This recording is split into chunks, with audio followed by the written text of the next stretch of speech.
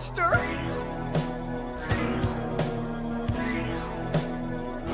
We all go a little mad sometimes.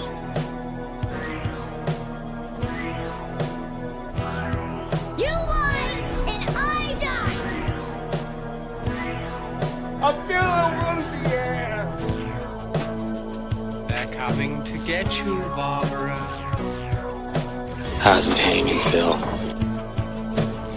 Stop the front time, bitch! Come and get it! So either put the gun down now, or kiss your ass goodbye.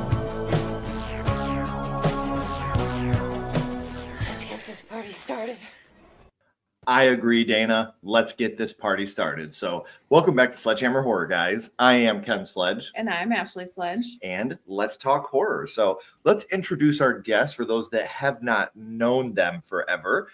We got the amazing Cody Leach here. Cody, how you doing? Exhausted, but ready to talk some carnage.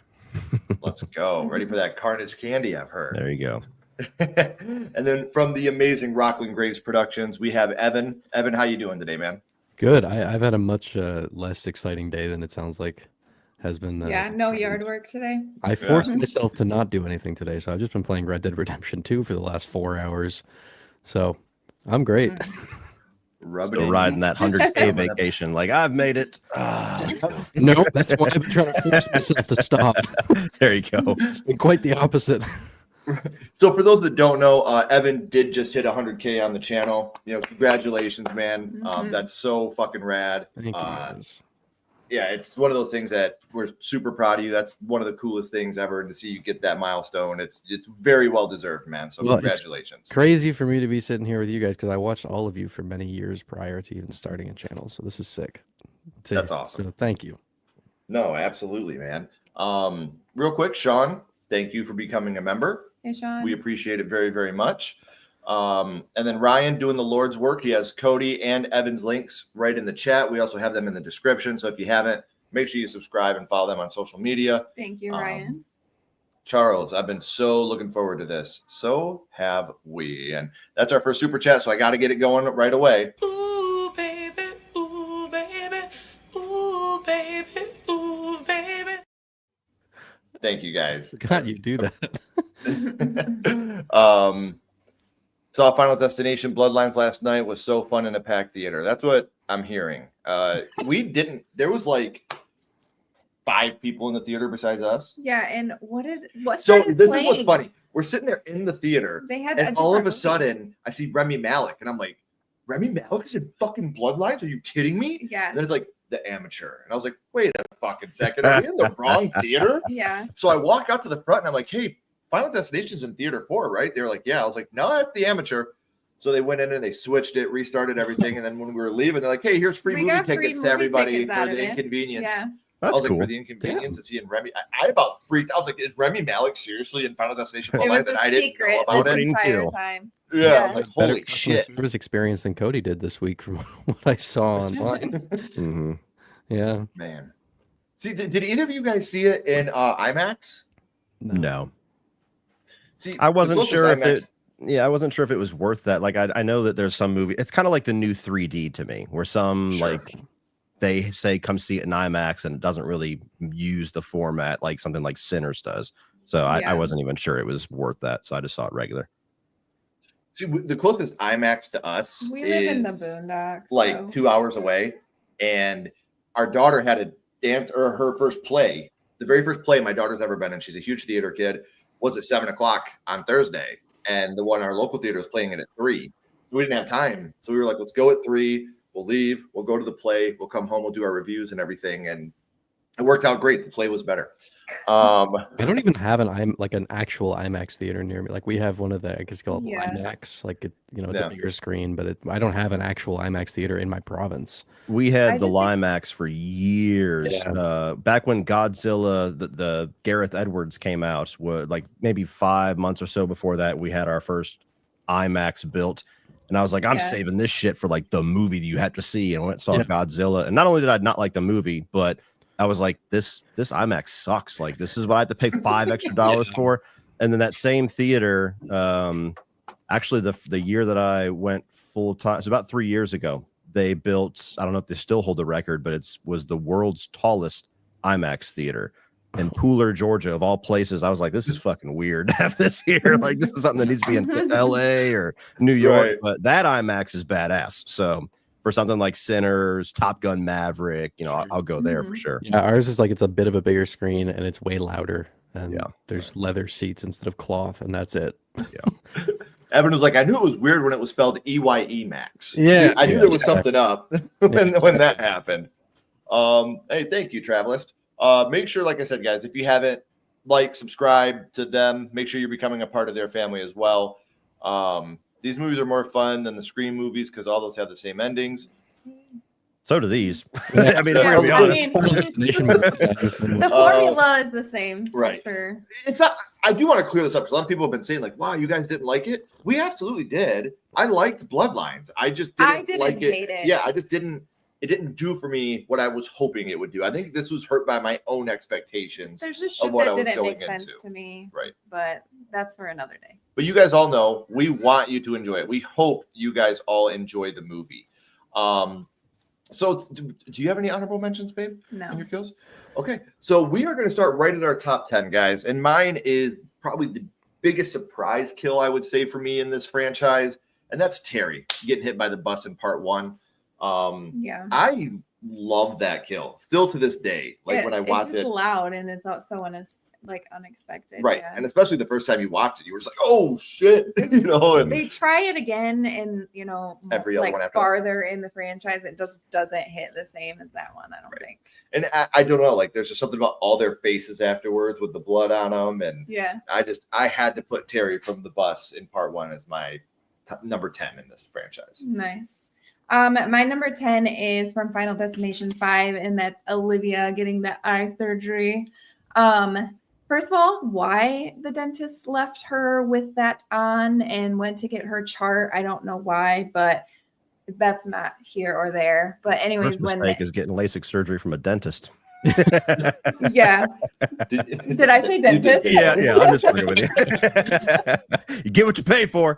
Yeah. Exactly. And that's why she doesn't have an eyeball and it popped out. Yeah. But it's like the whole everything that just happened where she has to use her hand and then she falls out the window and her eye pops out. And it's like, that's what you get, I guess. But it does bother me that he left her in there to get her chart. Right. Especially when he was supposed to be working on her teeth. Yes, You know, exactly. He's supposed to be doing that. Yeah. It looks like the dentist from Finding Nemo got a hold of her. And No, that's in another one. That's in 2. all right. So we got some I love here. So Yeah. what about you, Cody? What's your number 10? Mine is the same as yours, Ken. It's the bus kill from the first movie. And, this is one that I think you kind of had to be there for because that whole trope of somebody stepping into oncoming traffic and a big loud sound became kind of a trope of the 2000s after this movie. And I remember being in the theater and that was the first time where it was like, holy shit, like everything else was cool. But that was the first one that jolted you. And I have a very fond memory where I was kind of like the kid that would corrupt other kids that weren't allowed to watch horror films and, American Pie and shit like that. No, so not you. Yeah, never, totally grew out of it. So I was like 9 or 10 and I had a buddy of mine come over who didn't have any idea what Final Destination was. And I was like, oh, we're watching this shit. And so that part in particular, like he was totally into it. And when it came to that part, I was like, and I just went over, just stared at him. And so you just get this view of him. And he held that face for like a solid minute. I remember like it was yesterday, and he was just like, "That was fucking sweet." And he Probably was didn't say never allowed fucking, to say but- over again. Right. Yeah. Oh no, yeah, it was great. So yeah, that one. I mean, it's not an elaborate kill, but I just remember at 10 years old or 9 years old, whenever this came out, it was just like, "Oh, that was awesome." Mhm. And what I love about that kill still to this day is it was so impactful that during test screenings, I can't remember where I heard this from, but during test screenings, that's why there's that pause there because the crowd was just going so crazy that they They couldn't needed hear. they needed they needed a little minute bit to, of a filler catch up. time Yeah. to go on to the next moment. And to me, that's when you know you've done something right. Yeah. When you're at a test screening, you're like, okay, we got to add something here. I think they added like them getting antacids in their drink, Mhm. Alka-Seltzers and shit, like just to kind of let the mood die down a little bit. So that's when you've absolutely done something right.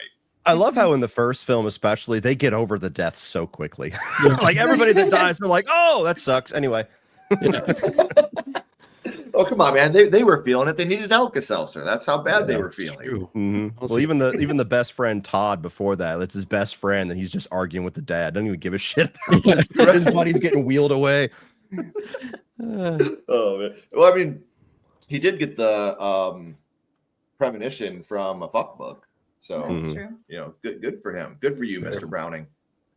So what about you, Evan? What's number 10 for you? I mean, like, I'm just gonna also throw, because it's on my list. I may as well say it now. Where we've all got the same one there. That Terry's death in the first movie. It's still like, I just rewatched all of the movies this week, and I should clarify, I am terrible at remembering character names, so a lot of these I'm just gonna have to describe the deaths. Oh, I'm with you on that. Yeah, no, I have the device of death written down. That's yeah, it. I always have to like look up character names when I'm working on videos because I never remember. But that one, like, there's two kinds of Final Destination deaths. There's like the super elaborate ones where you're like piecing together what's going to happen here and seeing how it all connects, and then you get this really brutal death. And then there's the ones that just like shock you. And this is easily, of the ones that shock you, this is the best. Like, I don't think anything even comes close to it. Still, like, even after seeing the movies as many times as I have, like rewatching it this week, it's still such a like holy shit moment. Yeah. Which is impressive that it can continue to elicit that kind of reaction, because usually that sort of thing fades away once you've seen it enough times. But it just hasn't happened with this one. Right. Well, I mean, and you also get the same thing in part 4 with George and the ambulance. Yeah. You get it. I'm not going to say it, but in the new movie, you have it at some point, something very similar to this. So also, we should say right off the rip, we are going to talk about some bloodline kills on here. That is going to happen today. So if you haven't seen the movie and you don't want to be spoiled by the kills, I'll do this when we're done talking about it. I'll be like Team America World Police. There you go. And let you know that we're I done. have to talk Bloodlines. There's some crazy ones in that movie. Yeah. Everybody, a lot of love for that kill. Yeah. Eye surgery that low. I was thinking the same thing. Being grilled You know definitely what? stole It's that my buff list, accident. okay? Yeah, that's fine. What's up, J-Dev? All right, babe, you want to get us started at number 9? Number 9 is from Final Destination 3, and that is Lewis when he's like going ham on the weights and it smashes his head. Does the CGI blood look good? No, but it's still a cool kill in my opinion. And just like that would suck. That would definitely be one to be like, fuck. Yeah. Well, and plus it's like you think those big ass knives are gonna be what takes them out, and then it ends up being the weights. Yeah. Hopefully you're jacked for when you get stabbed with a knife. Yeah. That's So true. yeah, not my favorite movie of the franchise, but that is a very good kill. Number 3. It's so many people's favorite, though. It shocks me. Like, I think it's good, but like the amount of people that like Final Destination 3 is the peak is astounding to me. I mean, it's not the worst in the franchise. See, and one thing for me, and I really, really think that this is what threw me off on that movie, actually, was that interactive DVD of Choose Your Own Death. Because her brother Jordan wore that shit out. How you could choose who died at what spots. And I got so tired of it that I was like, I can't watch this fucking movie anymore. Like, it's driving me nuts. Like, I had never seen the actual movie because I didn't see this one in cinema, but I did see that fucking choose your own kill thing over and over again. So I think that's the reason why it's lower for me. So that's fair. Okay. What about you, Cody? What's number 9 for you? Number 9 for me is going to be the man with hooks from Final Destination 2 in the elevator. I think that, for a lot of different reasons, I like the way that the omen happens with the shadows. I wish we got more of that in the franchise versus just like a flash of something. So I like that. I like the whole thing where you got the character who's like the total skeptic and just talking shit the whole time in the corner of the elevator, and the guy being a perv, setting everything up to be kind of a funny moment. And then, the phone call that sets it all off and grabs her hair. I like the way that it's set up, but the way that it's paid off with not only the decapitation, but then the guy who is the ultimate skeptic, he's like, like freaking out and then just runs right back into the apartment that he just hauled ass out of. I think it's a good kill, like a lot of kills in Final Destination 2, where it's gnarly, but it's paid off with a good little funny moment. Sure. And isn't the skeptic guy, isn't he the one that ends up trying to shoot himself? The same guy. Yeah, it's like 6 blanks. Yeah. Like that part. That was the part that made me really sad the first time I watched it. So he's crying and you see that and you're like, oh, they're all duds. And I was like, man, death is not your turn yet, buddy. Dick. Yeah. Like, holy shit. Death is a dick. Yeah. So what about you, Evan? I'm gonna put the airbag death from Final Destination 2. I can't remember what her name is from the second movie. And I don't have Where that on my list, so I can't tell you. where they get into the car crash and the Yeah. PVC pipe like shoots out through her seat, and then the sequence plays out, and you're seeing like the cigarette going towards the gas on the ground, so you're expecting that it's going to be some sort of explosion. But I just really like the irony of like getting into this massive car crash, and then the thing that kills you is the airbag, which is the thing that's going to Right. protect you from it. Mhm. But it just like it is very sudden because she has that like snippy moment with the guy who's trying to get the door. I'll turn it on quiet She's mode. like, "Can you Yeah. turn that down?" Like, and he's like, "Yeah, sorry, I'll put it on silent." And then it just it's a great moment because you get misled by the humor of it, and then it's just like, "Holy shit!" Mhm. That was great. And the early Final Destination movies had a great way of doing that. they were really good at blending, like, Yes. and they were very good at deceiving you. Mhm. Mhm. And I will say with Bloodlines, something that we loved. Okay, everybody, wait for me to do this. You didn't have a douchebag, dumbass character in No, this you movie. didn't have a character meat bag that you just that- didn't care. Yeah, if that they you died. wanted to die. Like even in They part actually- one, you had Carter. Like Carter, you dick. You know, like Mhm. you had Carter in part one. All these movies has that one guy, the guy that won the lottery in part two. Yeah, They all I have mean, that in one most guy. in most of them, I could give a shit less about the characters. Sure. Like to be honest, But in like they're Bloodlines, all, the only person that I really didn't care for was the lead. Like Yeah. she was the only one that I was just Yeah. kind of like, I could do without her. that's fair. I like how they kind of set up Eric's character to be that way in the first Yeah. act, and then he ends up being the best character in the movie. Yeah. Right. He's easily my favorite character in the movie. Mhm. Oh my god. he's so funny. The catch line, and when I tell you guys, Oh, like, yeah. I thought I had Oh, to yeah. get up and walk out of the theater. The- The So cat- okay, one more oh time, yeah, guys. the Don't cat- touch those I babies. thought you Um, meant. There's a part where we find out something very dramatic with Eric's character, and the mom tells him who the real person is, and he's like, "Is that why he wanted to play catch with me all the time?" And dude, I fucking He did. lost He it. died. Like I could. It was like an earwig that went into my brain, and I couldn't stop thinking about that line over and over, and it was just amazing.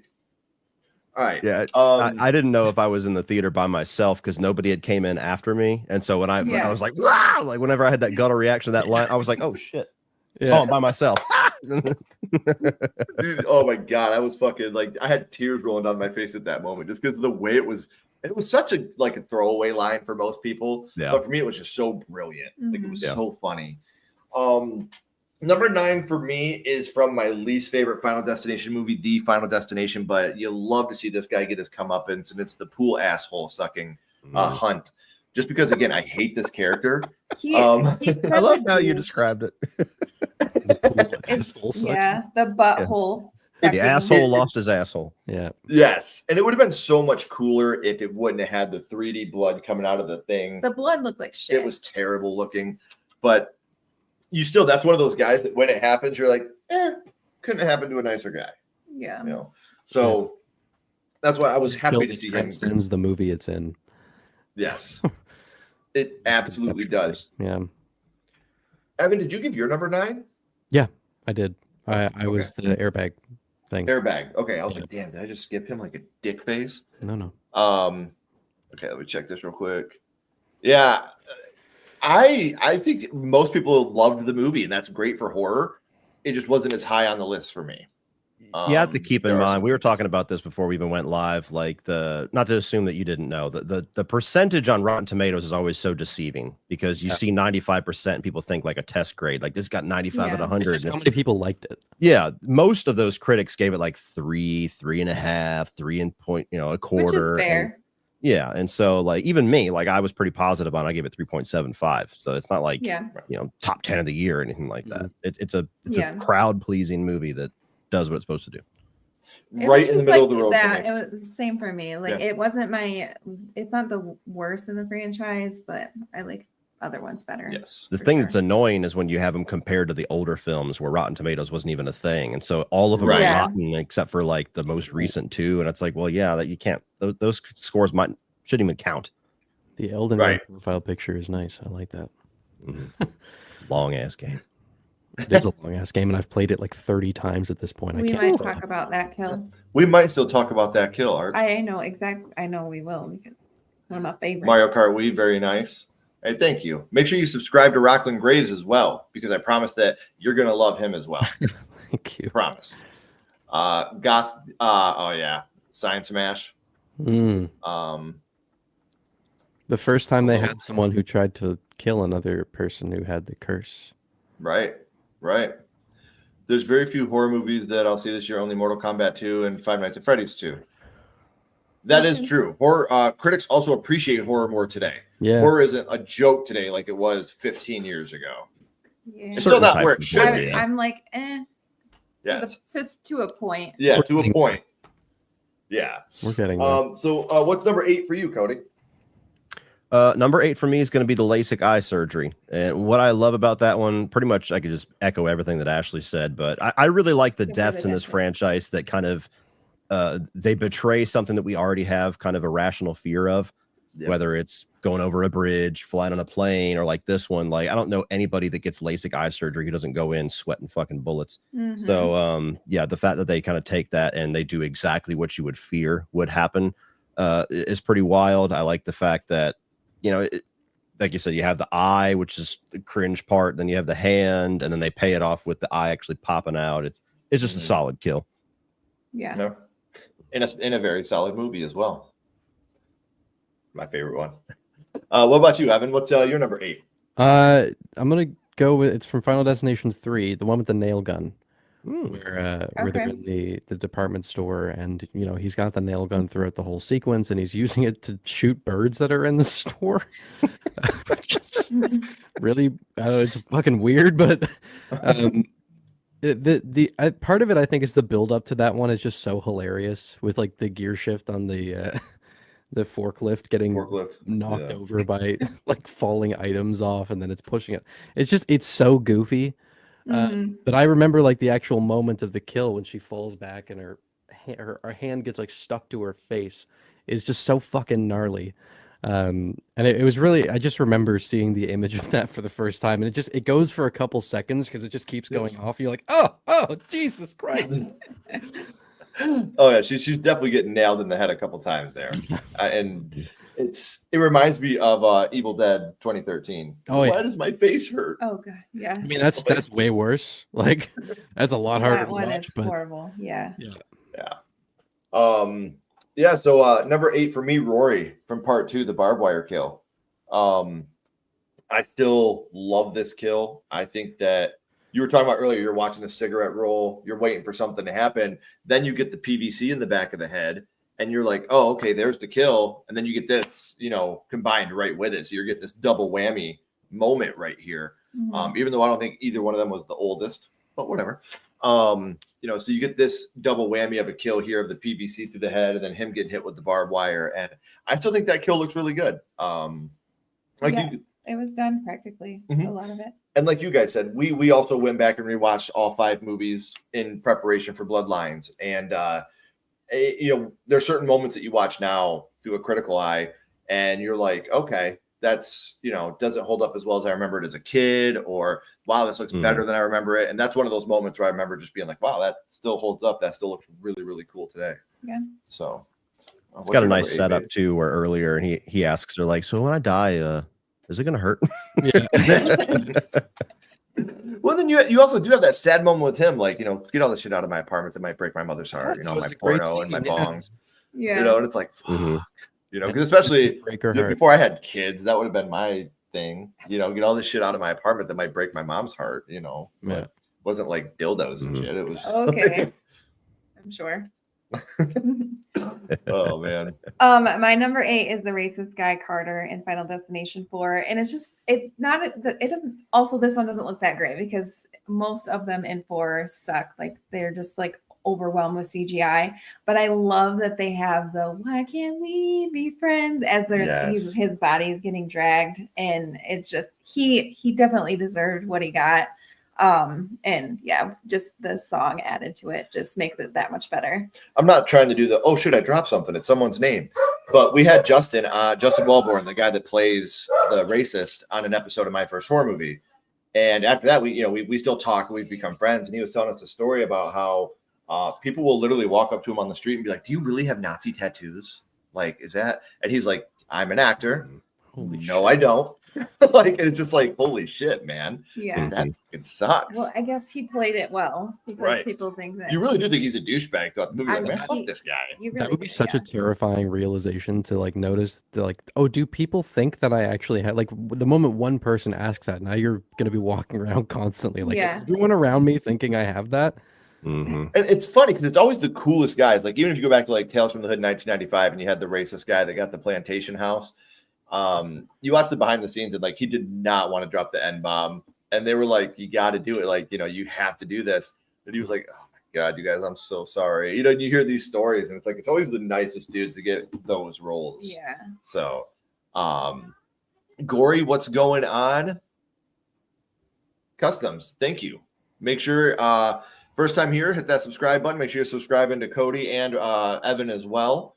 To us, horror was not a joke 15 years ago. Yeah, we were just like where critics were talking about. Critics always took it less seriously than they do even now. Small Buddha kill. I thought it'd be big Buddha, but no, baby Buddha kill. We're talking about our top 10 Final Destination kills. You should definitely check them out, Aiden. I think you would definitely dig them. That's a good question, Marvel, but I'm not going to put that up just in case anybody hasn't seen it. Hey, Cody, when are you doing 31 on 31 this month? On the 31st, goofball. It's always the 30th. That's the whole thing in the title. I was waiting for it. Final Destination is best when they mix both drawn out Rube Goldberg scenes along with jarring sudden deaths. Absolutely agree. And I love how even in 6 they use music. You know, like they open the movie with Johnny Cash's Ring of Fire. Yeah. You know, then shortly after that you have Hallelujah, It's Raining Men. You know, like it's the way that they did that in this movie I thought was really good. I won't check out 4. Oh, that's a pretty good call. Hey, what's up, Shitty Pickles? Something I didn't think I would say today.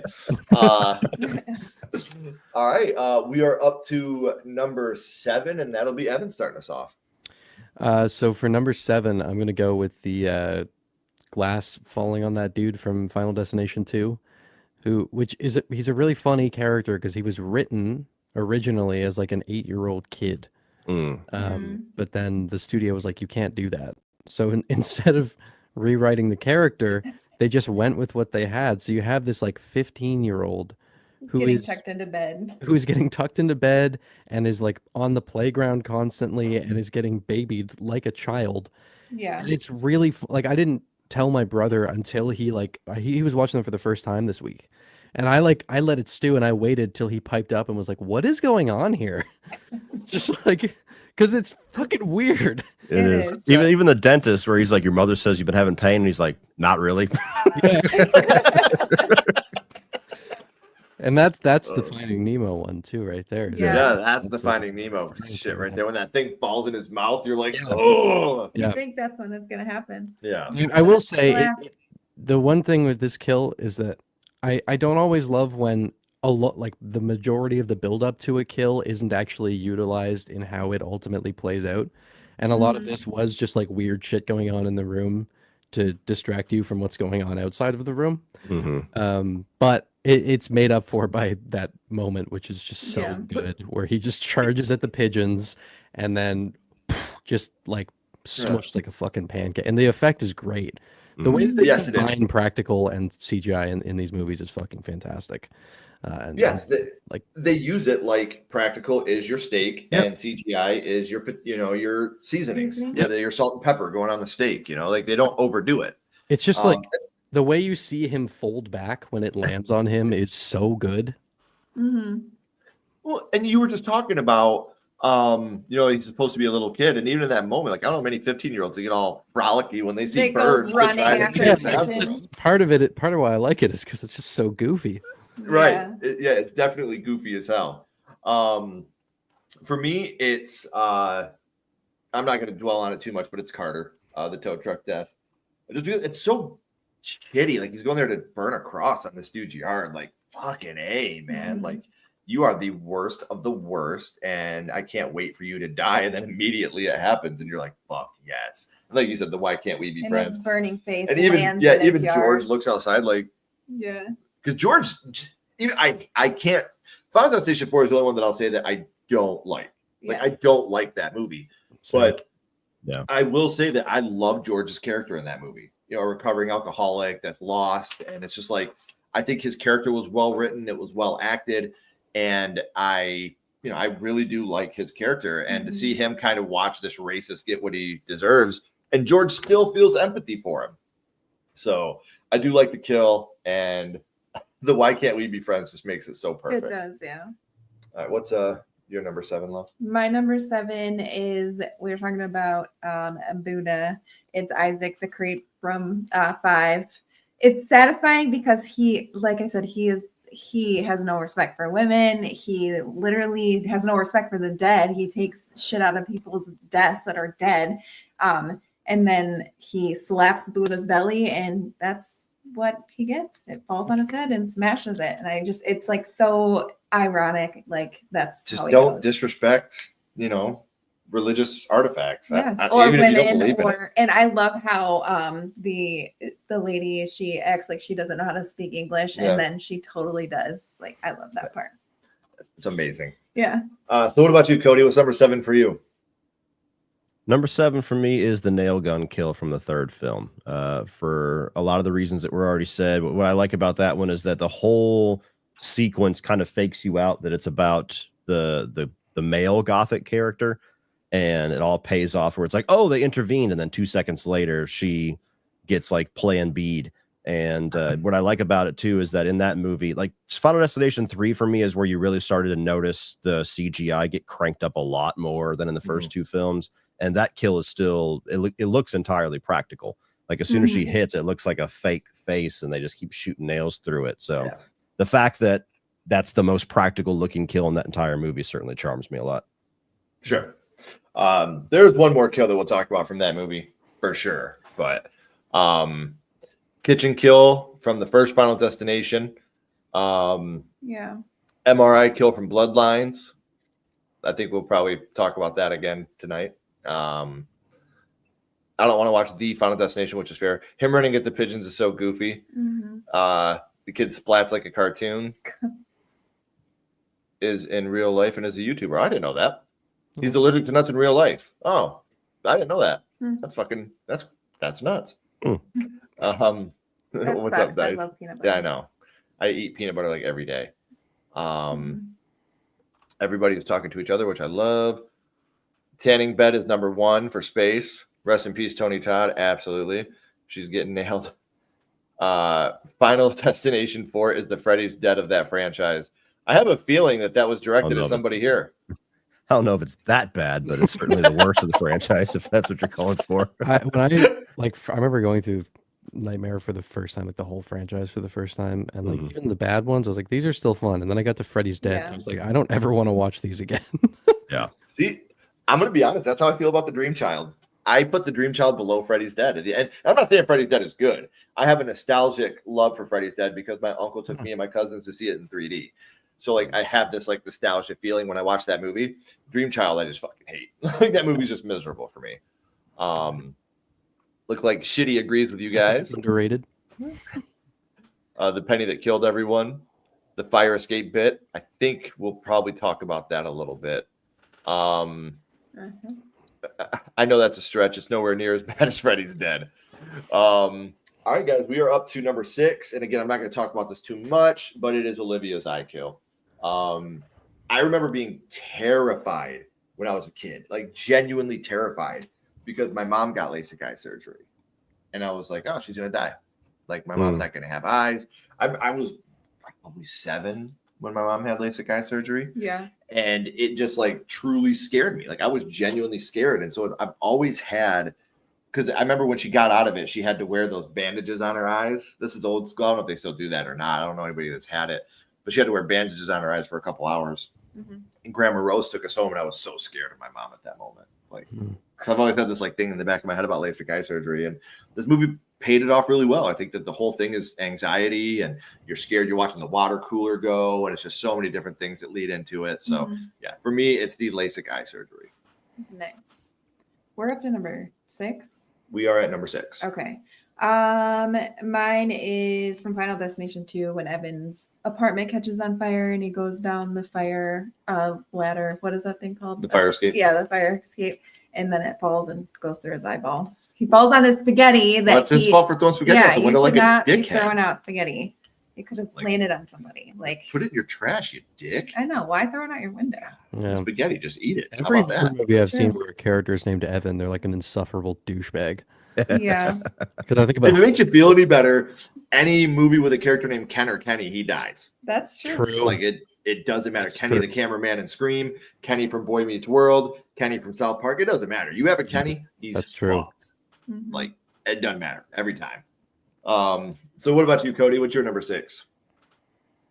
Number 6 for me is going to be Val Luton from the first film, The Kitchen Kill, because that was the first kill that really felt like an elaborate kill sequence in the franchise where you knew she was next and you had the John Denver record going, which sets the tone. And then she, puts the coffee in and then freaks out, then puts the cold in, it cracks. And you have little drips over the computer and the knives. And that was the first kill where you really start to see like that Rube Goldberg type of effect that this has become famous for. And I also, again, it was kind of darkly comedic where, it explodes. She's got the thing in her neck and then she's on the ground and she tries to grab a towel and then like another knife hits her.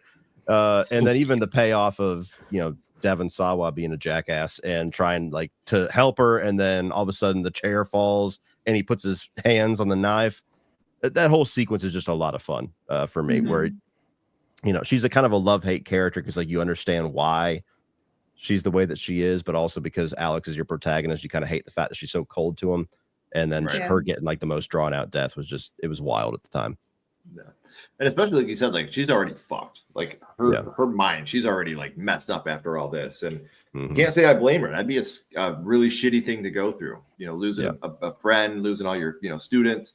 That's a terribly dark thing to have somebody have to go through. So she should be thankful that she wasn't on that plane. Oh, for fuck's sake. I'm just kidding. It would take a real fucked up guy to take down that plane. Yeah. So what about you, Evan? What's number 6 for you? I'm throwing Man with Hooks on that one. And a big part of it is because of what Cody was saying. Where like, I just love the way that they get the premonition for it with it being like shadow works. It feels like as the franchise went on, it kind of just became like the wind moved stuff. And I thought it was cool to get something that was a little creepy. Like you kind of feel the presence of death when it's shadow work, right? Yeah. And I thought that was great. And then it's one of those ones where like when you realize what is actually like what's about to happen, immediately like, oh no. You start like because it's getting closer and closer and you know what's happening, and then she starts bleeding out of her mouth, and it's just they take their time with it, and I thought it was great. And then them running back into the apartment building covered in blood and shaking and screaming, and no one else find the pregnant woman now, please. Yeah, no one else knows that anything happened yet. It's just it was great. Dude, that's awesome. That is I wish I would have put that on my list because it's an underrated kill. My number 5, that was one of my honorable mentions that I did have. It was either going to be that or the MRI kill. So spoiler, MRI is not on mine, but we decided not to do honorable mentions. So there was a roller coaster accident in '87 at an amusement park in West Edmonton Mall, killed 3 people and injured 1. That's why I don't like roller coasters. Fuck them. And I got stuck on one. Did you? Okay. Can I ever live that down? No, you can't. I didn't want to go on the damn thing in the first place. Oh God, yeah, you'd never hear the end of that. You would never hear the end of that. It's literally 20 years later. Okay. Genuinely, she's like, just go on this. Doesn't matter. We live close to Cedar Point, America's roller coaster, and we went. Yeah, I was just there. Yeah, we went on the Mantis.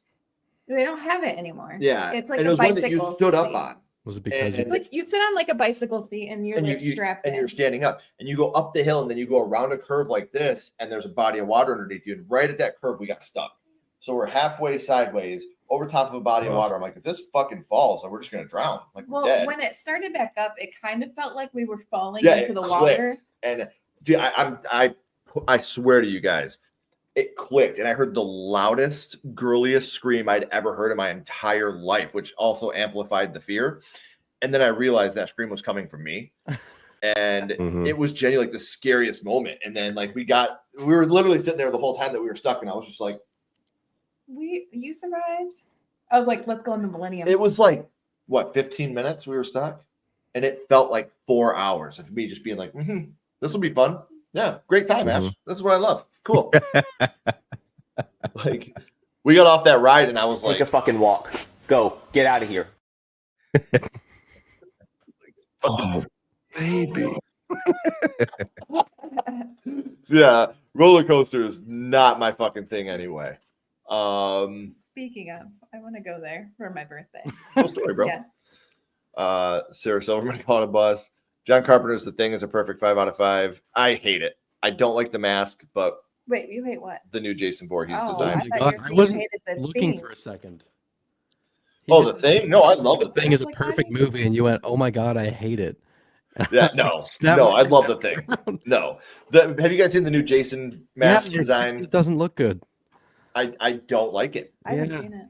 I don't know. I feel like I need to see it like in the context of Sack. like an actual. I just don't understand what they're selling. They're like the new look for the Jason universe. I'm like, what does that even fucking That's the mean? other thing. Like, We what haven't is this had comics, anything. video games? Yeah. Like, what is this? The Jason's just going to look the same in all the movie. Like that takes away all the fun. Yeah.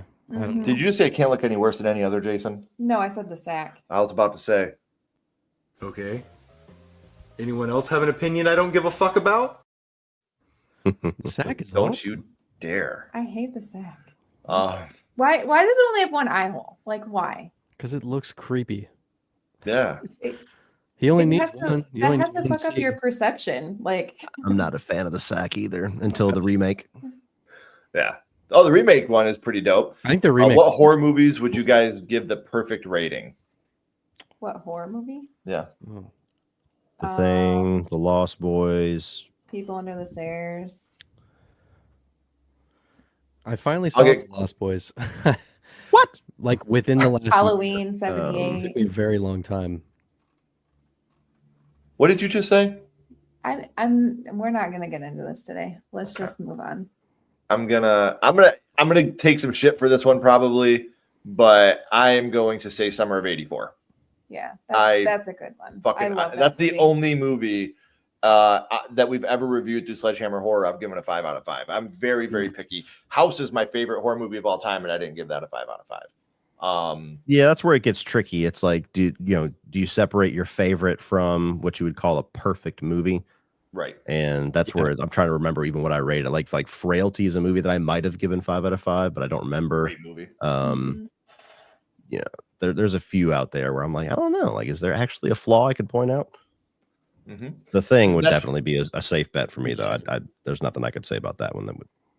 Yeah. What did you wait, what?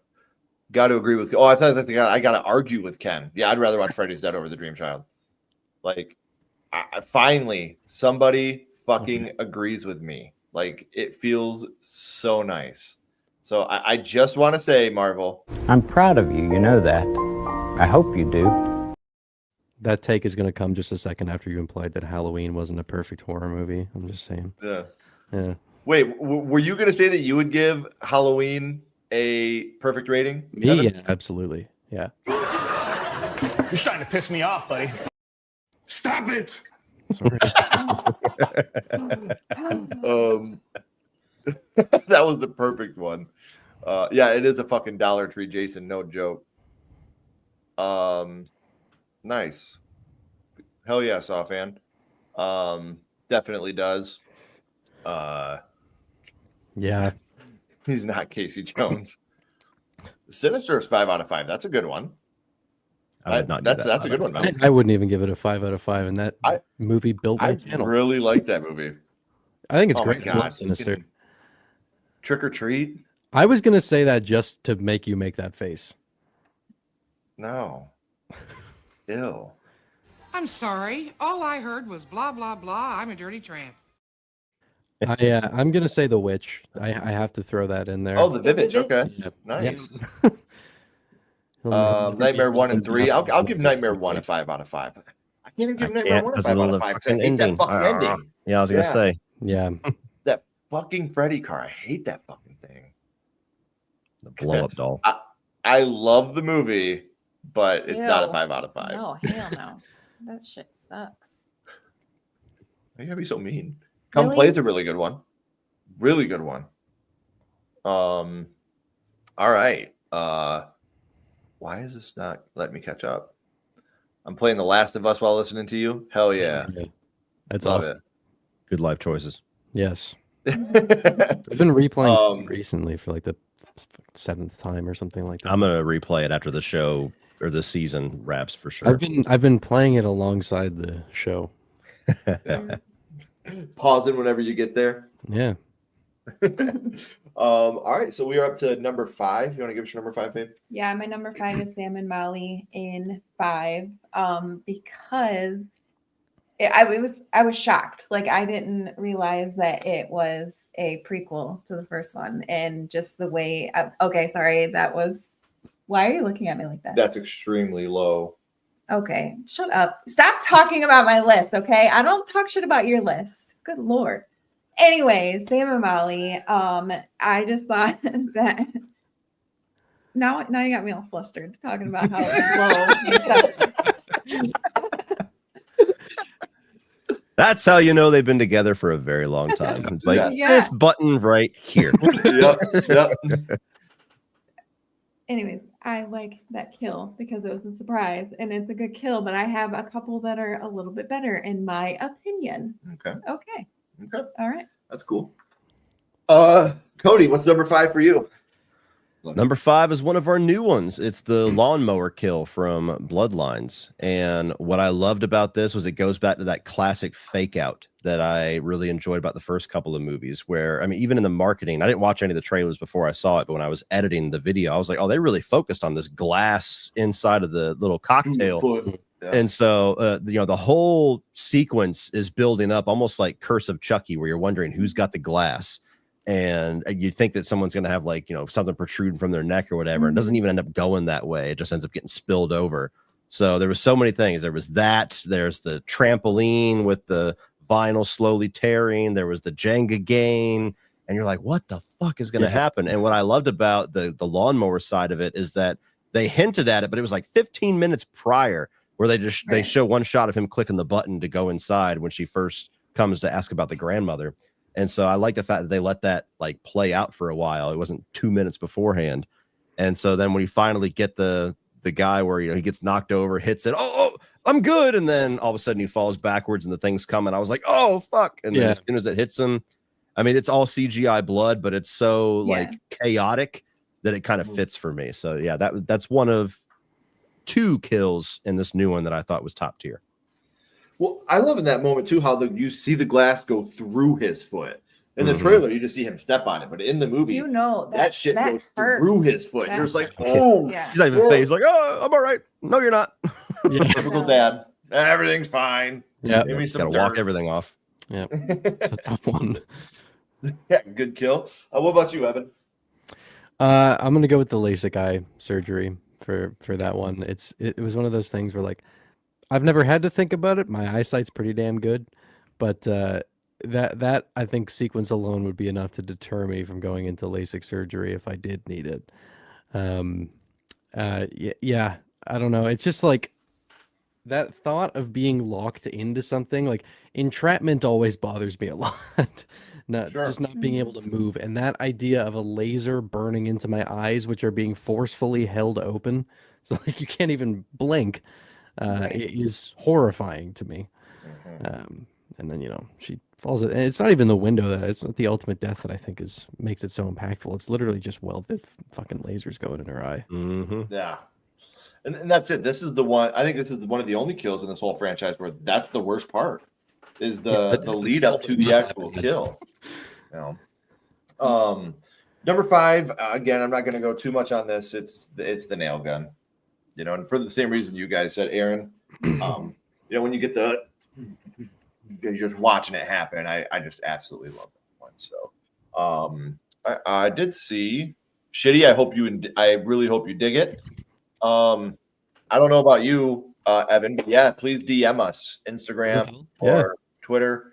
I would love to check out some custom sneakers. I think that would be super dope. Yeah, please. That would be amazing. Carter, you dick. Butt pool kill, a legendary battle. Yep. He mentioned Curse of Chucky. That didn't even click to me. Ashley said that during our review. You know how you had the Curse of Chucky moment there, and I was like, yeah, that was a lot like that. Holy shit. I'm so happy I blocked out the trailer while in the theater. God, I really wish I wouldn't have watched the trailer for that movie. I've been doing that for everything, and it's been heaven. I'm telling you, man. Yeah. It's a discipline. It takes a little while to develop, but it's so Bring her rewarding back. because I have been dodging like fucking bullets. Yeah.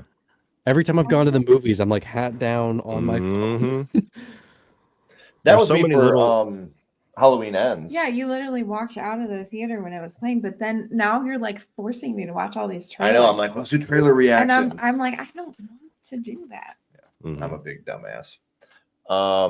Yeah, I noticed that too, but I don't want to get too deep into it for people that haven't seen it, but I noticed that too. The elevator kill in part 2. Oh yeah, it definitely has the most kills. That's exactly. I literally would, because I didn't want to know anything about Halloween Ends because I was still holding out hope that Karen was alive. So I literally got out. Yeah, I agree. And then you got I remember how mad you were about the spoiled. Smile 2 trailer. That was fucking egregious. It feels like every quarter of the year we have like one trailer that just insufferably plays at every fucking movie you go to. Yeah. Well, that was was it Speak No Evil. Drop the one that you guys were getting driven nuts by? Speak No Evil. I feel like I saw that trailer 150 fucking times over the span of like 2 months. Yeah. Yeah. And it made me irritated, but then I ended up actually liking the movie way more than I thought I would. I think Morbius was the worst one because they kept delaying the movie. So it was like a year straight of just like, Morbius is coming. It's like, no, it's not. Yeah. Speak No Evil. I feel like I like the original. 28 years later It's a hard has word. been playing forever. That trailer. Yeah. Like, I feel like I've seen that a million times. Yeah. We finally got a new one, and then we seen that one when we were seeing Final Destination. I was like, damn, I don't want to see this. I want to just see the damn movie already. Yeah. The big test for me will be when the werewolf trailers start next year. That's gonna take the most discipline. The Robert Eggers one. Yeah, I'm gonna try though. I figured. I know that you're a huge fan. Yeah, I'm gonna do my very best. I got to see Bloodlines Thursday. I went wearing my Sledgehammer T-shirt. Thank you. Awesome. The MRI double kill. I love that. The MRI double kill is cool. I'm more talking about the Sledgehammer horror shirt. All right, so we are up to number 4. That'll be Cody starting us off. Number 4 for me is going to be the tanning beds kill from the 3rd film. And I've never been in a tanning bed, never had the desire to, but just like I said with the LASIK eye surgery, like that irrational fear that you have if you're not a frequenter of that just kind of brought it to life. Like, what if you got locked there? I remember it was either the first or the second I Know What You Did Last Summer. There's a scene where she gets locked into it, and that was like nightmare fuel. And then Part 2, right? I think it was part 2. But that just in and of itself was nightmare fuel. And this takes it to the nth fucking degree where they get locked in and it's getting turned up. And then the glass starts to break and they fall down into it and set on fire. Like that entire sequence is wild and a very fun, music note too with the roller coaster song.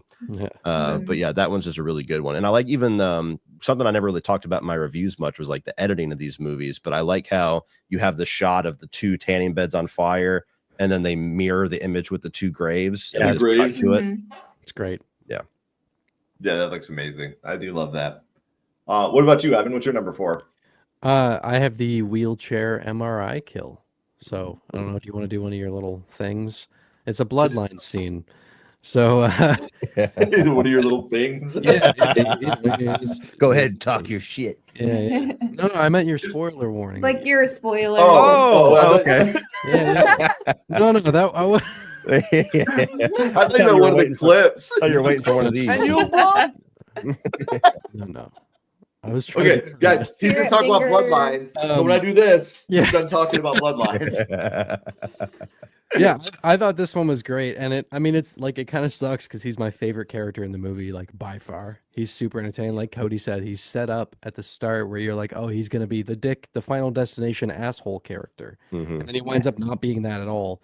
And then like within 20 minutes of you being like, this guy's actually really great, is when he goes. Yeah. But the whole buildup of the MRI magnet, I was trying to figure out what the hell they were gonna do there. And then you have what was teased earlier with his piercing starting to get ripped out, which was already like just awful to see. And they did such a good job choosing that for the first teaser because that's all I saw for the marketing of this was that first teaser of him in his tattoo parlor. Mm-hmm. So you get that set up earlier on. You find out he's not on the list, but then it starts getting ripped out, and then the fucking wheelchair flies in and is pressing up against his back as he's getting folded into the MRI machine. And the shot of the wheelchair starting to protrude through his stomach is so fucking gnarly. It's an insane moment. And his brother's just sitting back there choking to death, trying to fucking. Oh God. It was great. Yeah, and like you guys said, I think the reason that one holds so much water is how great his character actually is. Yeah. Like when he's talking, trying to be nice, he's a dick. Like when he's talking to the mom, and he's like, "Did you forget peanuts? Did you forget my brother's fucking deadly allergic?" Yeah, you're like, "Oh yeah, he's a dick, but for a good reason." that was a later. reason. You're like, yeah, like it's yeah, it's like I get it. yeah, but yeah, I love that character so much. So he's one of the reasons I will definitely rewatch it later on when it comes out, so I can actually sit and dissect it again. Yep. All right, so that is me now at number 4, and it's Candace's gymnastics accident from part 5. I think this one, when it comes to build-ups, this may be one of my favorite build-ups. Just because there's so many different ways that this one could go. There's like the screw and there's all these different things that you're waiting to happen. And when she finally does that scorpion, like it's so fucking gross. And right in front of that crowd of people, like, it's just fucking gnarly. So yeah, number 4 for me is Candace's gymnastics accident from part 5. My number 4, I think all of you had at number 10, and that is Terry getting slaughtered by the bus. Not much else to say about it. I felt like that one, they did it the best in one, but they have tried to do it in other sequels, but it just didn't land the same. You kind of expect it after that. Yeah. So. But it's just that loud, you're not expecting it. It's super loud, and then they get the blood splattered on them. It's fantastic. The shock on everyone's face. Mm-hmm. Totally agree. Ugh, we shouldn't have worked in the yard. I'm tired. You literally worked in the yard for like 20 minutes. The garbage kill scene was okay, but the CGI, see, like that's another Child's Play thing right there. Child's Play 3, the garbage truck kill. Like you had the Curse of Chucky moment with the glass, then you had the Child's Play 3 garbage. Like Final Destination Bloodlines was very Child's Play influenced. And you had Tia, what I can't say his name, but the kid that played Junior was in it too. Mm-hmm. It's weeks. Okay. Garbage Day. Yeah, I'm very excited for that. Shane Gillis is a huge get for the podcast. Yeah, so I don't know if you're aware of this, but I get about 100 comments a week telling me that I look like Shane Gillis. So it's just something that I have gotten used to now over the past year and a half. It's something I'm never. You're going just to living escape. with it. Yeah, no, yeah, it'll never go away because I've been told for almost a decade now, like this guy sounds like Danny McBride, and I would not take that as an insult, but I don't hear that at all. Well, and see, that's the thing with the Shane Gillis thing is like I'll see pictures of myself sometimes, like, all right, I see where you're coming from, but I also don't mind because I really like Shane Gillis, so it's not one of those things that I'm upset about. But yeah, I'm never gonna get away from that. I will tell you this: it could be worse. Oh wow! Oh no! Oh wow! I think there's like a whole you get a lot of fan fictions about him though. Yeah. So not cool when you look like him. It's all about perspective. In that particular, I think you grew out of it. I don't. Oh, especially when I was younger. When I was younger, it was really bad. Well, when that movie came out. His picture was on the side of like a McDonald's like Happy Meal box, and my little brother, he was like 2. Kenny. Yeah. Like that's Kenny. And then I started getting we were literally at our local mall, and this kid walked up to me. I was like, "Mr. Tumnus." I was like, "No, I'm his brother Dave," but I'll tell him you said hi. Oh, yeah, but I mean, now with like the man bun and stuff, it's not. Yeah, I was not. Once and I had this group of kids turn toward me, and they're like, "Is that Shane?" And they were like, "No." I was like, "Jesus Christ!" Did you just use this whole opportunity to take a shot at my man bun? No. Maybe. No. No! Son of a bitch. I was saying, I don't think a goat would have a man bun. Maybe. The match cut with the coffins Maybe a goat would have a Um, man bun. was homage to Latin Bloodlines. I noticed that. It was. Well, not quite the cut, but they did have the same like over the top shot down onto the coffins and bloodlines. Okay. I noticed that too. Just a little Mhm. nod to the third one. I was probably pissing. Beavis and Bud Do America. Yes, Roller Coaster definitely makes me think of that movie. Every time I hear it, that's all I think of is that. Laser Eye Kill, Final Destination 5. Yeah, don't fake outs. I can't do that at all. It does not fit for this franchise. No. I wouldn't say they don't mix. I would say that if you overuse CGI, it just doesn't work. It just depends on the There's some CGI that, like Renfield. I loved the CGI in Renfield. Yeah, It but it's worked for because that it movie. was over the top and funny, and it was supposed to be Yeah. like Right. that. Abigail, another one where the Yes. CGI worked in that movie. I think it just comes with the context of the movie. But there's also a lot where like you can do a ton with like adding in background and set design in CGI that you don't even notice is there until you go and look at like behind the scenes and you're like, oh, there's like 4 buildings that were practical and then the rest they Yeah. added in post and it looks great. It helps to build up the atmosphere because if you can build, especially if you're in like a period film, you can design a whole city that just doesn't exist now that you can't do practically. Yeah.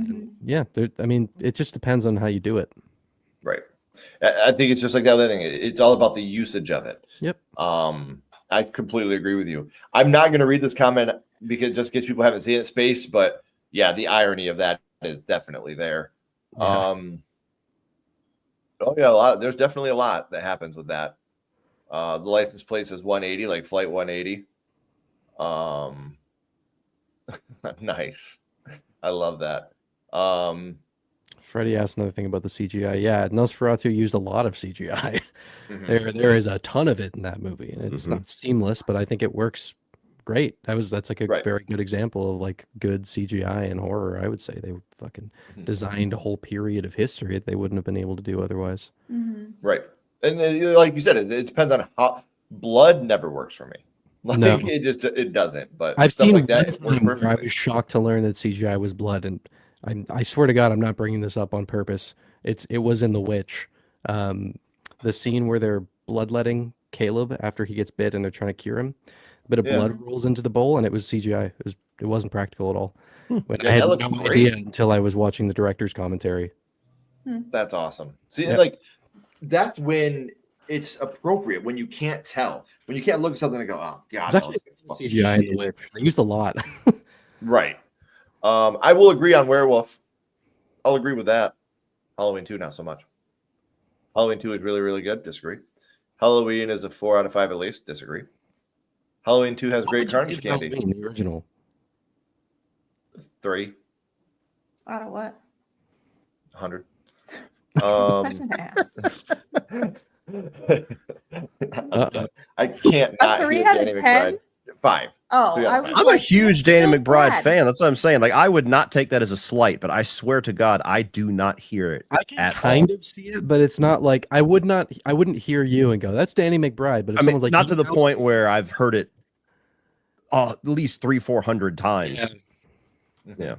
I've never. Now that you say it, I can hear it, but it's not like Yeah. if when me and you talk on the phone, I wouldn't be like, "Is this Danny McBride?" You know what I mean? Like I Why don't hear is it like Danny that. McBride Yeah. calling me? Yeah. Why is he using Cody's phone number? It's nothing like that. But now that you mention it, oh, you look like James McAvoy. Wah. No, I don't look like James McAvoy. I look like a fucking goat. Huge difference. Shane Gillis going to be the new Madden movie. Really? I like Shane Gillis though. I'm with you. I like Shane. He's great. Dude, when he's talking about grilled cheese, it's one of the funniest things I've ever heard in my entire life. I'm considering one day for an April Fool's video, just putting like a pile of grilled cheese sandwiches behind me, just to lean That into would it. be hilarious. Yeah, I'm making them when they sleep. It was so I'm not funny. making them at night, Dad. I'm making them at night. Yeah, it's great. Can't get a man bun because my hair is made of fecal matter. You should definitely get a That man bun. sucks. Strong recommend. Hey, hello Afterlife. Hello from England. Hope you're having a great time. No. Winnie the Pooh has terrible. You could just stopped it. Was terrible.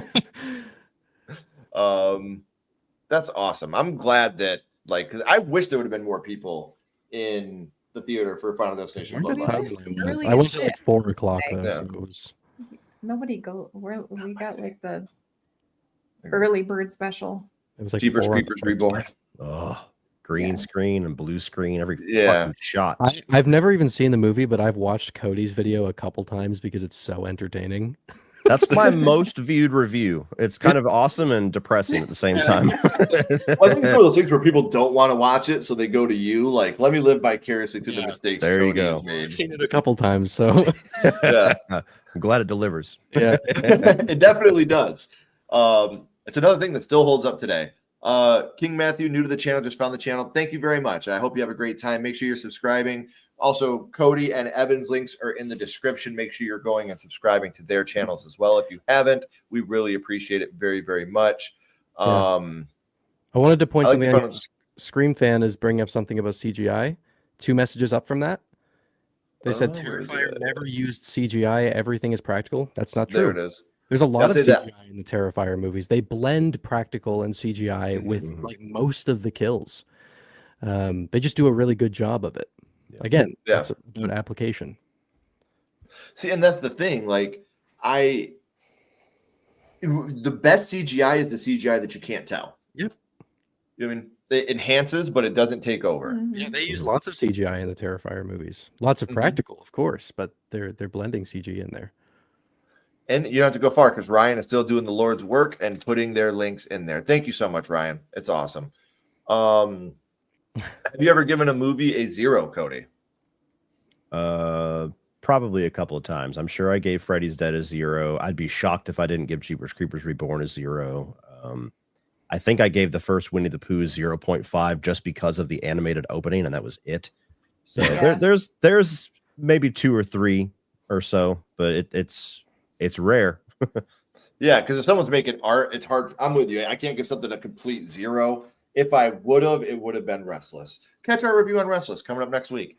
All right, let's get into number 3, and that'll be Evan starting us off.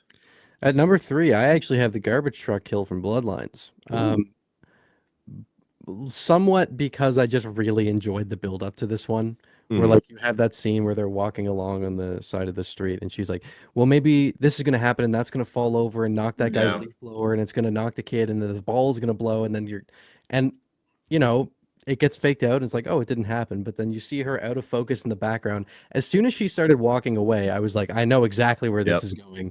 And you see her get flipped into that can and lifted up, and I thought that was great. But then that final moment, granted, it is CG, but I think the effect, like what you're seeing happen, is so crazy that I didn't really care.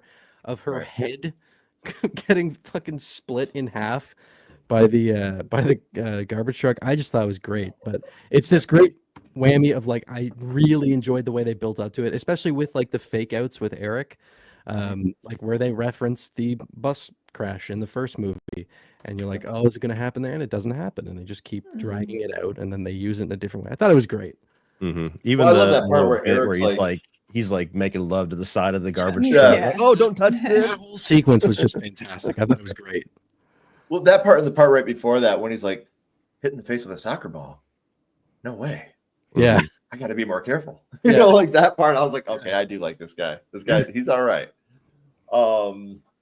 Number 3 for me, it was talked about. So it's Ashley and Cecily. I mean, Ashley and Ashlyn in the tanning bed. Those characters, Ashley and Ashlyn, are Ashley and her friend Cecily in high school. No, like, it wasn't. They had the same jumpsuit. I did have the jumpsuit in every color. I'm not gonna lie. That was totally that. Like when I met Ashley, I wasn't shallow like that. What'd you just say? I wasn't shallow. Oh, what a lie! So got one for everything. So like when I'm the first time I watched it, I was like, that's Ashley and Cecily right there. Like that is them. And don't get me wrong. And when she says something, you just like, oh, all the time. I used to send her the thing from The Walking Dead where he's like, bullshit. I used to send that to her all the time when she would text me something. And she'd be like, would you stop fucking doing that? Yeah, like growing up, that was definitely Ashley and Cecily. So every time I see that kill, I'm like, that's definitely Ashley and Cecily right there. Cecily, if you're watching, love you, but that's totally you guys. He's lying. Don't let him lie on us. What's your number 3, babe? My number 3 is Candace flipping off the balance beam into the scorpion, whatever. When you hear her bones cracking, and it's awful. That would hurt. Makes me squeamish a little bit. Especially because our girls do, or our youngest does ballet. Yeah. You know, so seeing that kind of stuff, I'm like, oh. Yeah, but she's like a gymnast herself. Like she's always flipping around that bar. And, right. Yeah. And we actually got her a balancing bar for our house, and she's always on that damn thing. She's and it's always awesome. flipping around it. Yeah. So what about you, Cody? What's number 3 for you? Number 3, we're going back to Final Destination 2, and it's the dentist office glass crush. That's always been one of my favorites. Very similar to the reaction I got from the bus kill in the first film. Sure. When I saw this second film, so I was like 12. That was the one that like just hit me because you had that incredible opening, and then you had the kill with the fire escape, which was really cool, nice little fake outs. And then you get to this one, and that whole thing with the dentist office where you're waiting for something to blow up or him to choke, or it leads so many different ways for him to die, and it doesn't happen. And it kind of throws you off for a second where you're like, what the fuck? And then, the pigeons, and just like Evan was saying, the effect of having it fall, and then you get that aerial shot of him looking up for a split second, and then he just folds backwards. So good. And I actually, when I was rewatching the movies last week and the week before, I actually like slowed down that part to like watch every single frame by frame. Yeah, it's amazing how they used to be able to blend that, where you clearly have some kind of a doll or something there that's supposed to bend backwards, but then there's like CGI blood or something that explodes. So yeah, I love the effect there. And just the comedic effect of it, where the second film really started to crank up that, I don't know why I'm laughing at how horrific this is, but it's like that uncomfortable laugh. Yeah. We definitely become desensitized to stuff like that. So it works. Hey, Michigan. Hey, Cody, how come you don't do hidden gem once a month videos anymore? I still want to. It's just I've been incredibly busy the last couple of months. So like between travel, doing a Final Destination review series, 31 on 31, I just haven't had time the last couple, but it's not going away. Yeah. Good. I'm positive that Cody gave the Bye Bye Man a 0. Sorry to remind you all of that shitty movie. I believe it. That's one of my guilty pleasures. I don't mind that movie. I like Bye Bye I've Man. never seen it. I didn't bother with it. I think he gave Phantasm Ravager a 0. I believe it. Well, here we go. I knew there was a few. Throw them all out there. So thank you very much for your super chat. We appreciate you very much. Do you prefer the Final Destination or the Sawdust more? I'm gonna have to go with the Sawdust just because of the stuff that they have a chance to like live most of the time, but they have to go through some pretty bad shit to get. And I would just die. Like I'm not gonna pull something out of my eye or like, no, I'm just gonna die probably. Okay. So What about you, Evan? I like the Final Destination ones more. I love the creativity of them. Just the Rube Goldberg machines. It's so much fun to watch. I also haven't seen the Saw movies in a number of years, so I'm less fresh on them. But no, for me, I like the Final Destination ones more. All right. What about you, Cody? I'd also give the nod to Final Destination. I think they're just much more fun. Like Saw has some great ones, but I enjoy the style of Final Destination a lot more. Yeah. I'm actually going to agree with you, Ash. I'm going to go with Saw just for the sheer fact of you have a chance to survive. The Final Destination shit, that's a wrap unless you like drown in an ambulance, apparently. But besides that, she like didn't drown. And she did? Oh yeah, she didn't. Dr. Kalarjan brought her back. Yeah, she drowned. That's a name that'll never leave my fucking head. Oh man. But yeah, thank you very much for the super chat. We appreciate you very much. But yeah, I'm gonna say Saw just because you had the opportunity to win. No. Cody Leach, such a legend. I agree. I agree. I like Saw more, but Final Destination kills are better. Okay. Final Destination. What's up, Nick? How you doing? He's a dickhead. That's my thoughts on it. I laughed. And I thought I was fucked up. And then all I hear is like, man, I never heard the whole theater laugh about a kid getting killed. And I was like, okay, I'm not sick. Right. Yeah, you're just like, sorry, mister. Certainly. That was another moment where like badass. I didn't realize if I was in a theater by myself, but whenever he threw the coin, I was like, "You little fucker!" And I was like, "Oh, that fucking kid." The plate glass window is also That my was number you. 3. That was you as a kid. No, it wasn't. Yeah, it was. You were a little fucker. No, I I've was a heard nice stories. kid. I've heard stories What? that you were a little fucker. Oh yeah, cool. You're gonna call. fuck yourself. Doesn't change the fact that you were a little fucker. You're that was a cool. That was Yeah. allegedly it has not been. Allegedly it is still on life support. they better fucking step to it." Yeah. Right, that's what I'm saying. It's a shame because I thought Son of X was great. Me too. One of the best ones. Yeah. Absolutely one of the best ones. They very clearly too, like I saw it at a film festival. The writers very clearly had something mapped out. I don't know what the deal is. Yeah. Yeah, because I'm very excited to see what way they could have gone. Yeah. Same. Yes, always go support horror. Absolutely, go see it. I haven't seen it. Planning on it. Neither have we, but I No. want to. It's solid. So Yeah. I'm gonna check it out. We just like I said, we live so far away from like society. Yeah. They're like they don't play those movies at our local cinema. Like if it's an indie horror film, we don't get it here. So I mean, it's like I told you when I saw it at South by. I'm like, it's not the new horror icon. It's not the next best thing. It's just good. yeah, it's good, and that's what That's all I even care about anymore at this Right. point is just like watching a good movie. Yeah, just entertain me. Yes. Yeah. It's entertaining. So we're up to number 2, and for me, I guess I'm in the minority because nobody ever talks about this kill, and I still think it's so fucking good. And it's Todd's death from part 1. Like when you see death in the mirror, and then the water comes out, he slips. And when you actually have him do that bounce, like it's so gnarly. it's so fucking gnarly. And the wrap around, and then the eyes you see fill up with the blood as he's choking, and you start to feel like, watching it as a kid, you were just like, oh my God, that was so crazy. Watching it as an adult, I'm like, oh my God, he already lost his other son. Now they're about to lose this kid in the most dark way. And then the water goes back in. Like death is like, psych. I just, that kill to me is so awesome. I love that kill. And it's sad. Like it's such a heartbreaking kill for that family to have to go through losing another child. So number 2 for me is Todd from part 1. You know what's interesting about that kill that I noticed this time around? Unless I'm mistaken, it's the only time in the franchise where death like reversed something. Yes. Like it lets the water get to his feet and then it like covers its tracks, and everything else it just doesn't. It's just It's it cool. lets it be an accident. Why, but it's cool. Yeah. Yeah.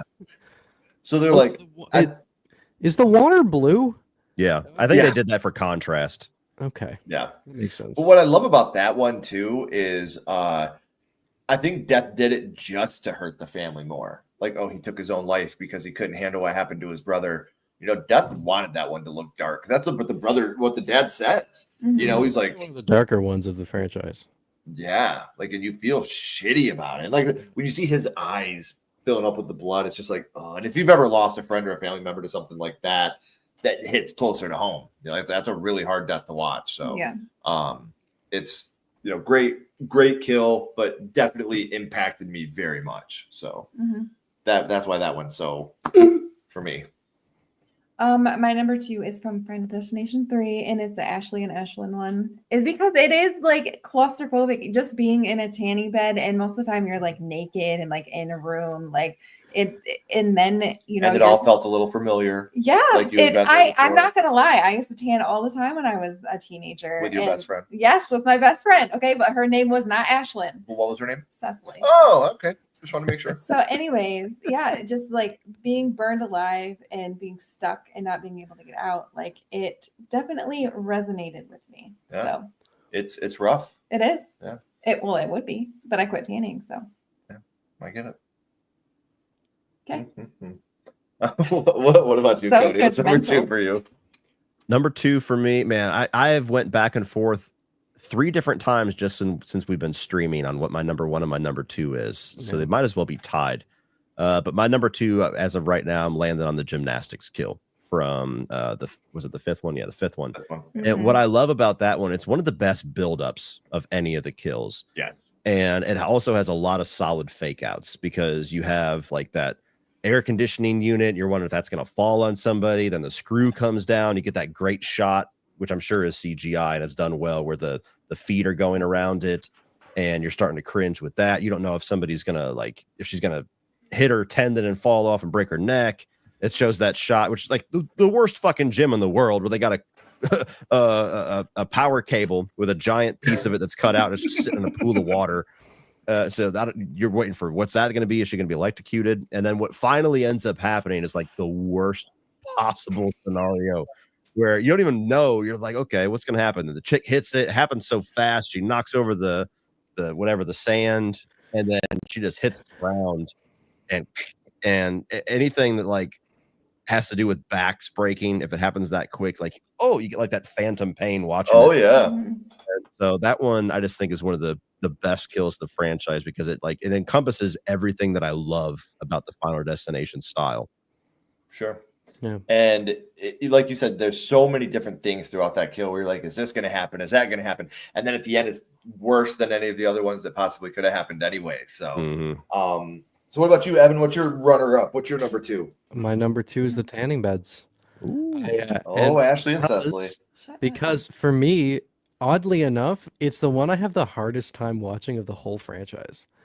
Like, while I was rewatching them this week, that one bothered me. And maybe it's because I get uncomfortable above 10 degrees Celsius. I have no damn Canadian Fahrenheit. I'm sorry, but I get uncomfortable very easily in the heat. So just the idea of being in a hot enclosed tube already bothers me enough. Like, being too hot makes me want to jump out of my skin. So just being trapped in a place that is getting hotter and hotter and hotter and hotter. And there's something about them not being on fire at first that I think makes it worse for me. Like, it blistering. It feels fucking hot. They really sell the heat of that moment extremely well, especially when like they break through and then they're directly on the internals of the machine. It's horrible. And it's funny because it's two characters that are shit before that, but then no matter what, in that moment, I feel so bad for them. Right. Like, I don't want it to be happening. Yeah, because that's a brutal way to go out, and it's bad. Oh my god! And you're naked, like on Yeah. top of everything else, like that blistering. Definitely one of them because her boyfriend liked tan lines. Fucking piece of shit. Yeah. I'm here for Cody, super cool YouTuber. Me too. The kitchen kill from Final Destination. The modern horror icon is Art the Clown. I think everybody agrees with that. Slasher icon, yeah. I don't know if you want to talk about that here, Cody. I clicked that before I read it. The answer is no. That's not worth going into a lawsuit for. Right. I would like to see more of that. Todd's is too, and I get that. Todd's kill is very intense for a lot, especially if you've dealt with something like that. So, absolutely, Todd set the tone for the whole franchise. Airplane, yeah, that's another one that I get totally. What the hell? We went way down there. I watched the video analyzing Todd's death, and it blew me away because they literally changed things around the room with the different cuts. I've seen a movie 1,000 times. I never noticed that. See, I didn't know that either. Absolutely, they can. What's up, Josh? I'm a movie fan. Us too. Thanks for being here. Oh, yeah. And like I said, guys, if you haven't subscribed to them, I know I said it a couple times, but I've seen more people pop in. Their links are in the description and in the chat as well. So please make sure you're doing that. Promise you're not going to regret. These two are fucking amazing creators, and we're honored to call them friends. So please make sure you're subscribing to them as well. Bloodlines brought back the intensity of that gymnastics kill. I will say this. The opening premonition of Bloodlines is my scariest premonition of all time. That one really had me anxious Definitely with had how an long it was anxiety drawn going. out and how it was just, that one really, really got me bad. I'm technically the modern horror icon. I love any kind of horror movies are good. I hope that we've introduced you to some more. The guy sucked in the pool in his behind was so good. I agree. There's nothing worse than an ass sucker death. No. The heat of the moment. What's up for you, Bish? You framed an Asia poster? Dude, I do got to say this because I don't know. And again, Ryan put the links in the chat. Thank you so much, my friend. The highway kill from part 2. I may be one of the only people, but I'm super excited for the new not Lethal Weapon. I can't think of the name of the movie now. I don't Leslie Nielsen. Oh, Naked Gun. Naked Gun. I'm excited for that movie, man. Like, obviously we won't do anything on the channel because we only cover horror, but when I saw that trailer, man, especially the OJ part, I was just like, hell yes, this movie is going to be hilarious. And I'm a big fan of Leslie Nielsen anyway. She knows that. Like, so I'm very excited for them to do this movie. So, all right, guys, we are up to number 1, and that will be you starting us off, babe. All right, so this might be cheating. I don't care because it's every other kill we haven't talked about. I feel like I want to talk about it just because this premonition like fucked me up, and I still can't get behind log trucks because of it. And it's just like everything that happens when the logs get left out and all the chaos that unfolds. Even though it's like the premonition and we don't actually see what actually happens, like I think that it's done really well and it scared the shit out of me. Like that one. Well, I wouldn't say it's cheating because there's still a lot of people that really die during that log truck pileup. But it's like not just a kill; it's like multiple kills. So okay, it's a kill sequence. Yeah. So I don't know. I love that. That's probably my favorite premonition thus far. Okay. It's just terrifying. Yeah. It created a fear. That's something we talked about.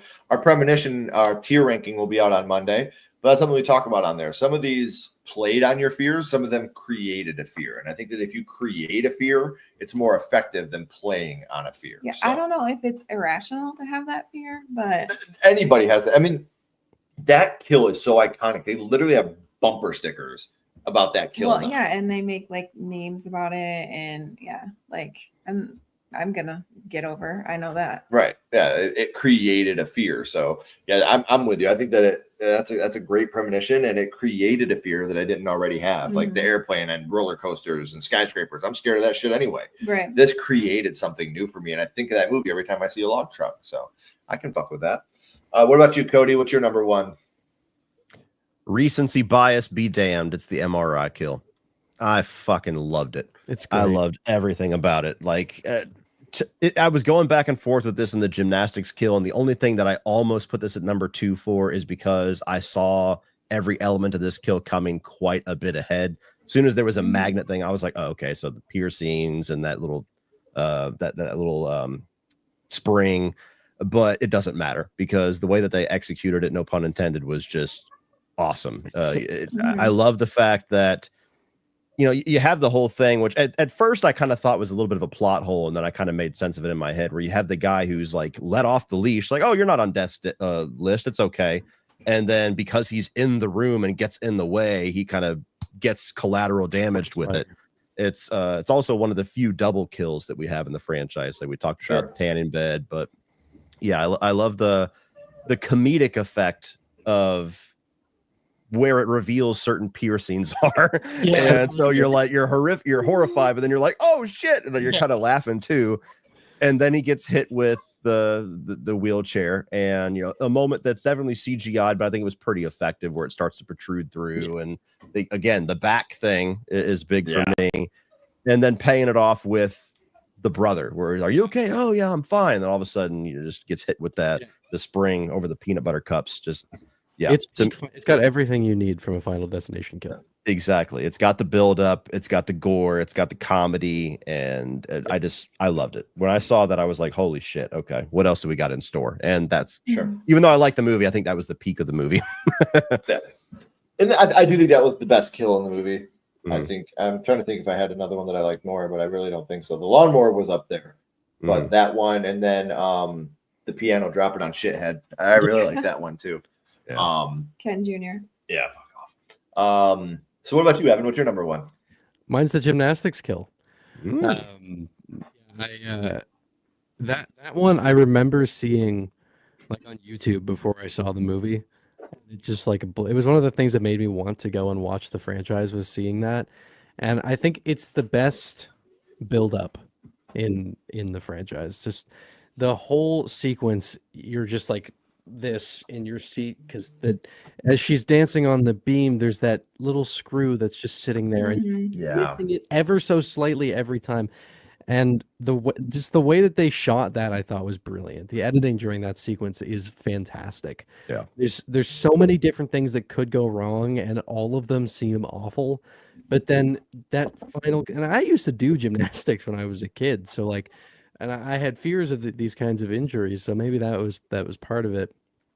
But I think part of what's so good is like she doesn't just land and snap. I love that she like slides forward a little bit when she lands. Yeah. She kind of bounces along a little bit while she's going. It looks gnarly. Obviously, there's a lot of CGI in place there, but they did a really good job with it. It looks fantastic. I think 5 is a fucking great Final Destination movie. It's my favorite. It's awesome. Honestly. It's yeah. Awesome. Yeah, that's mine. Yeah, what I love about this too is like we're talking about these kills, and Final Destination does have a way, like you just said, with that of bringing the humor in. You know, for seasoned horror fans that watch the bounce like that, like I do love things like that. I think that really works. So, my number 1 is Flight 180. From it was either between this or Falling Brick, but I'm gonna go with Flight 180. The off. I'm gonna say just from part 5, when you actually see, you know, Sam getting burned up, you know, you see what was her name? Molly.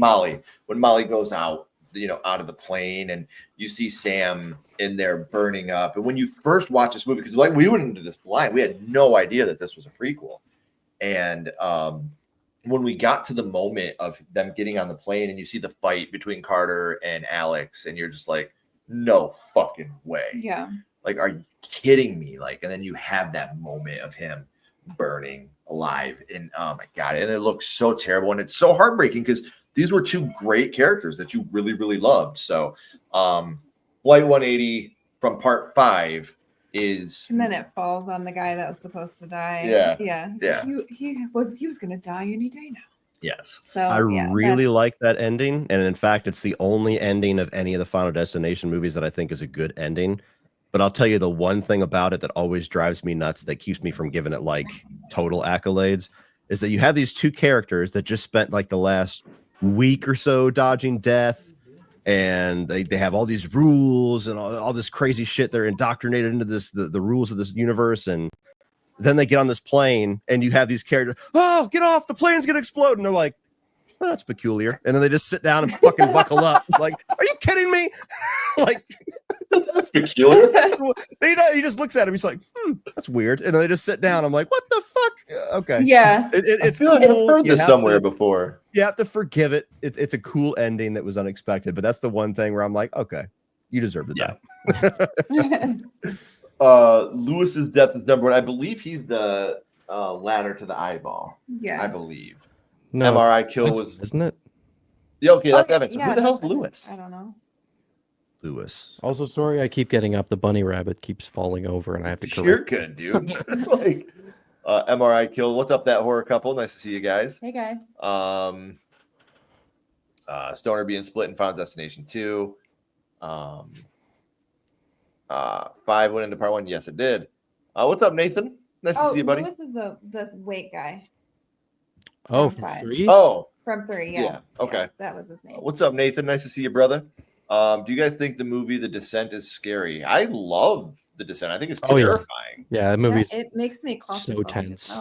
Before the monsters even show up, I think it's scary. Right. Because like the whole cliff diving thing, fuck that. Yeah, Like, no, that's the next thing that Final Destination needs to do is do like that lunking shit or same feel from like As Above, So Below with the tight Yes. claustrophobic fucking They keep spaces. going down farther and Which farther. is so funny because that's the only thing that I want to do.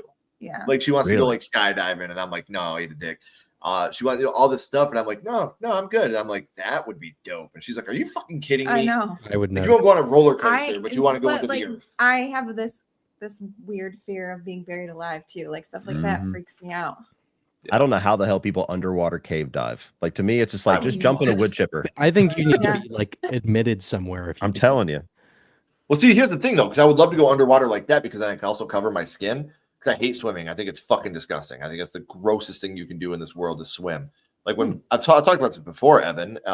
Whenever people are like, "Hey, come to my house to swim," I'm like, "Why don't you just piss on me and then pour chlorine on it? It's the same effect." Just think about anything that's fun, possibly roller coaster, swimming, anything, and just count Ken out because he's boring. Right. Boring as hell. Can I just stop you there? Yeah. I've got nothing to say. I just wanted to stop you there. All right, I knew you're digging for a clip. Really, you don't think that the Descent is scary?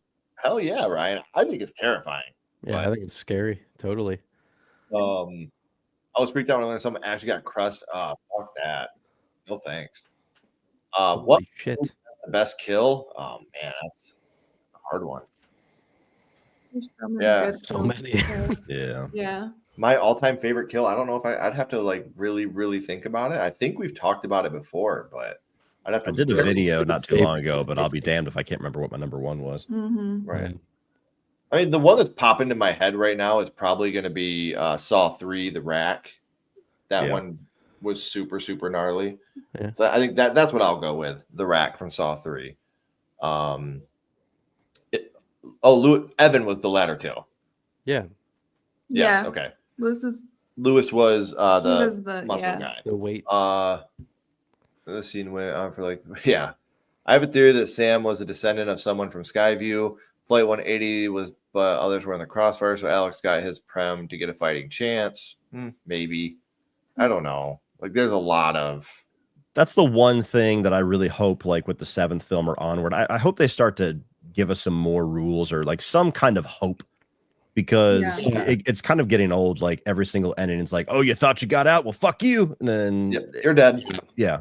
Or at least part 7, bring back Kimberly.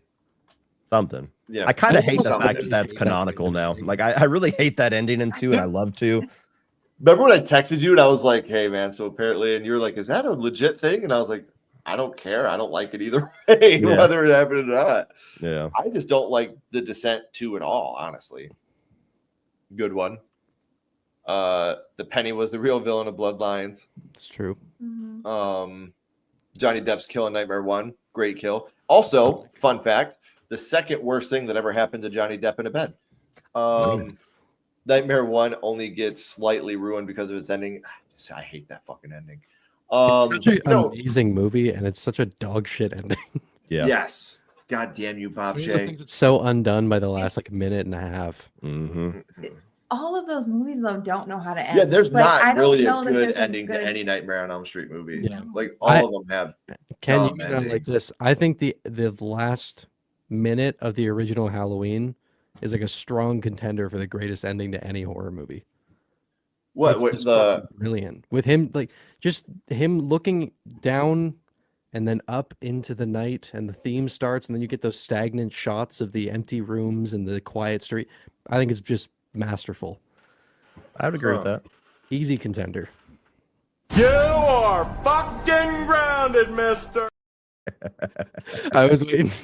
Are you gonna do one of your? yeah, do one of your. Yeah, you do any of the things. This is how I feel about you right now, Evan. Hey, Uncle Kevin.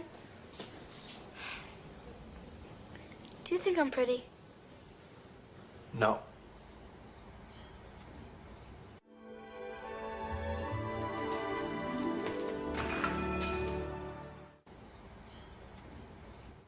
When are they gonna play it? Jesus. So manipulative of an edit. It's great. I love that you can hear the music like has changed between cuts. Swell.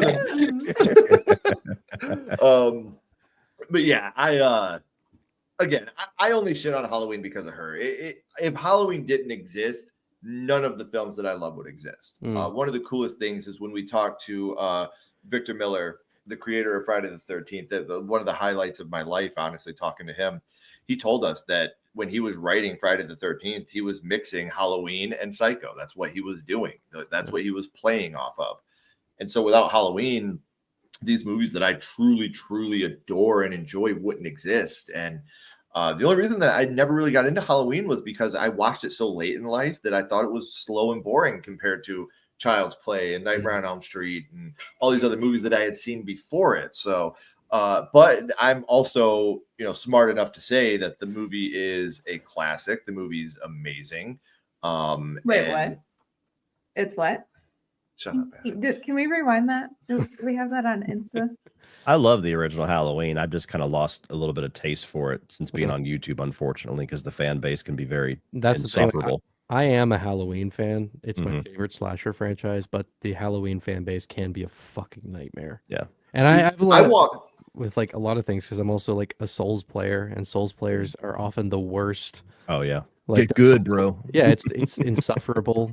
Robert Eggers fans are another one too, where they can get so pretentious. Like Ari Aster fans. Like, yeah, and again, I love Ari Aster. Like, there's so many times where like I feel like I need to preface when I'm talking about things. Like, I love all this shit, but I'm not like that. Like, I'm not. Gonna... Dude, I walk into the Halloween fan base like.